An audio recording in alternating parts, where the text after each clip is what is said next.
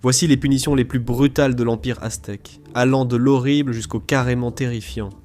Numéro 10. Ce n'est pas facile d'être un enfant. Il faut aller à l'école, faire des corvées, et tes parents sont toujours sur ton dos. Et c'était en fait encore pire pour les enfants mexicas. Chez les Aztèques, dès 4 ans, tu devais déjà agir en petit adulte. Corvée, préparation des repas, travail et achat au marché. Bien que les premières communautés aztèques ne considéraient pas les enfants légalement responsables avant 10 ans, elles les punissaient sévèrement en cas de désobéissance. Ce qui nous amène directement au grand et effrayant cactus Magaï. Les parents avaient le droit légal de prendre des épines de cactus Magaï et de les enfoncer dans les poignets de leurs enfants. Ce type de perçage du poignet était suffisamment courant pour qu'il existe même des illustrations d'une mère en train d'enfoncer des aiguilles de maguey dans le poignet de sa fille en pleurs dans un ancien manuscrit aztèque. Cela fait relativiser lorsque vos parents confisquent votre téléphone. Nous avons aussi des preuves que les Aztèques infligeaient pire à leurs enfants désobéissants. Numéro 9. Les Aztèques avaient des convictions assez fortes sur ce qui fait un bon citoyen. Travailleur, assidu, obéissant et respectueux. Ils ont donc pris des mesures extrêmes pour garantir la bonne éducation de leurs enfants, d'où la torture au piment en cas de grave désobéissance. Ils réunissaient des piments forts mésoaméricains, les faisaient brûler et laissèrent la fumée, chargée de capsaïcine irritante, monter vers les yeux de leurs enfants tenus au-dessus du feu. Les Aztèques croyèrent que les enfants allaient inhaler la fumée brûlante et commencer à saliver, forçant ainsi la colère à sortir avec la salive, ainsi que les mauvais instincts qui menaient à leur comportement désobéissant. Et au cas où vous ne nous croiriez pas, en voici encore un autre pour lequel nous avons des preuves photographiques, ou plutôt pictographiques, provenant de manuscrits contemporains. N'est-ce pas fascinant que des civilisations anciennes nous laissent des traces?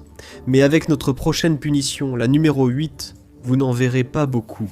Les Aztèques, culture semi-nomade, devaient être créatifs avec leurs punitions, car il était peu pratique d'avoir des prisons. Sauf si on compte cactus, épines et piments, ils étaient contre la torture.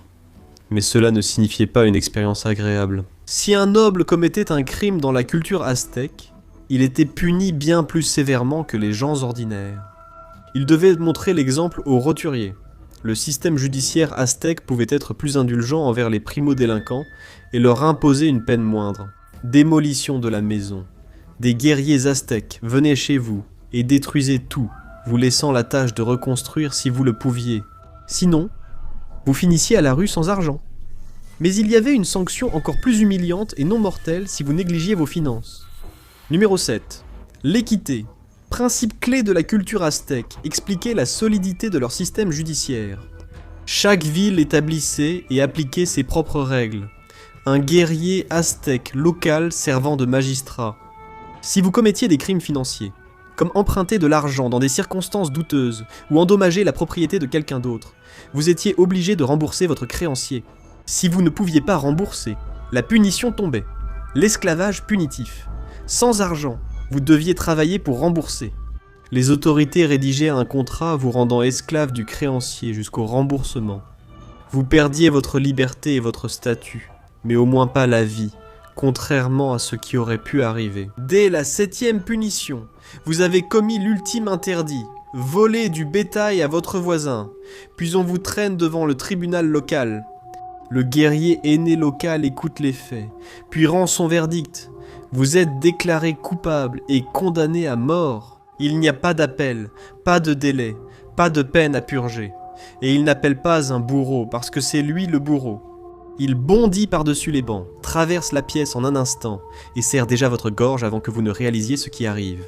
Pendant ce temps, tout le monde regarde simplement pendant qu'il vous étrangle à mort de ses propres mains.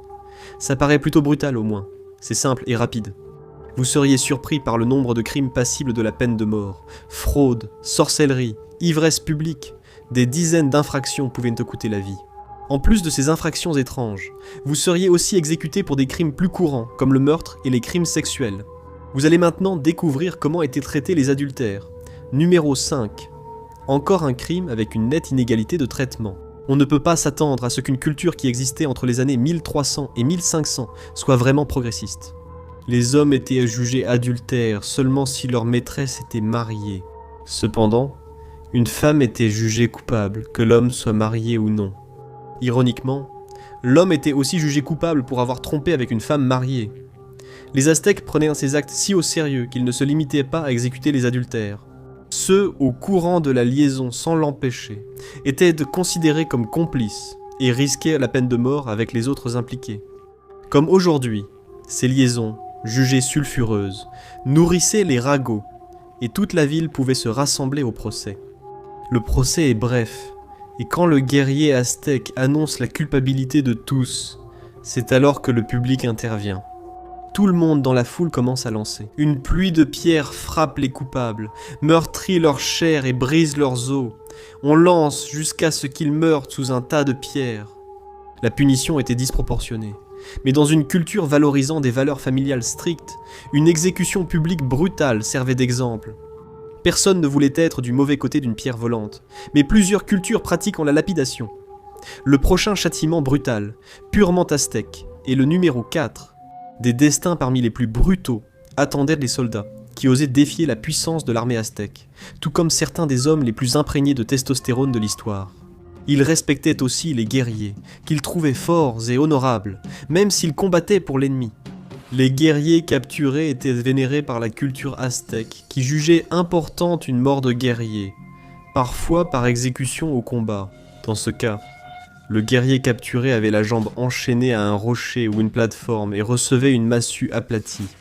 Il devait affronter un aztèque muni d'une massue aiguisée, ce qui lui donnait un net avantage et de fortes chances de tailler le prisonnier en pièces. Sacrifice destiné à Tezcatlipoca, dieu de la nuit, de la sorcellerie, du destin et de la discorde. Mais si cette punition n'est pas dans le top 3, c'est parce que les Aztèques respectaient tant l'éthique du guerrier.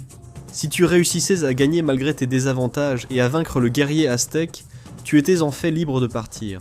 Malheureusement, ce n'est pas le cas si tu te retrouvais dans l'une de nos 3 pires punitions. Numéro 3. Si les Aztèques avaient vraiment une raison de ne pas t'apprécier, alors ils avaient une punition parfaite pour prolonger ta souffrance aussi longtemps que possible. Un proto-peloton d'exécution fonctionnant à l'inverse d'un peloton moderne. Aujourd'hui, on t'installerait un sac sur la tête et une cible sur le cœur. Un groupe de tireurs d'élite viserait et réglerait la situation, souvent avec plusieurs fusils chargés à blanc.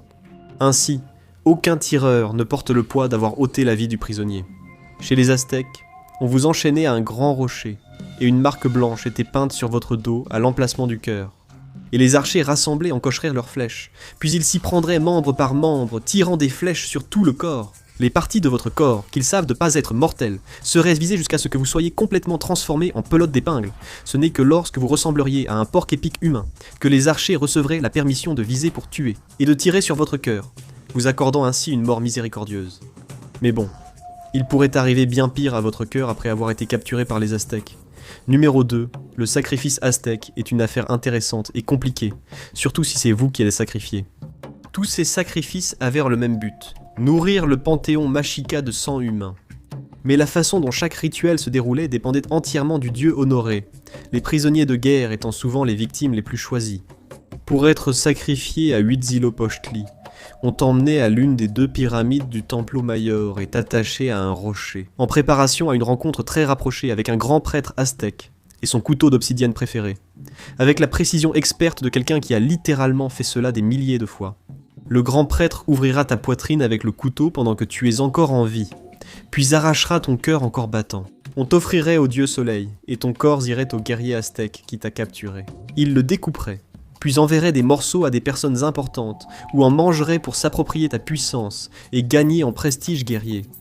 Il existe pourtant une méthode de punition et de sacrifice encore pire. Être un guerrier captif sacrifié à Tezcatlipoca ou Huitzilopochtli serait vraiment terrible. Mais ce n'était rien comparé à la souffrance de ceux qui étaient offerts à Xiuhtoctli ou à son grand frère métaphorique Huatel, tous 2 dieux du feu. On t'invitait d'abord à un grand festin où tu étais l'invité d'honneur. C'est vraiment gentil. Ce qui est moins agréable, c'est qu'après avoir mangé et bu, on te jette dans le feu. Puis on te retire du feu, et ensuite on te jette à nouveau dedans. C'est une épreuve de douleur intense, et avant de mourir, ton corps presque calciné est sorti du bûcher. Donc un prêtre peut, tu l'as deviné, t'arracher le cœur avec un couteau en obsidienne, puis le reste de ton corps est jeté à nouveau dans les flammes. Pourquoi ne pas profiter d'autres actes brutaux aztèques? Pourquoi ne pas regarder? Il a tué une princesse et a fait porter sa peau à son prêtre, ou ceci à la place.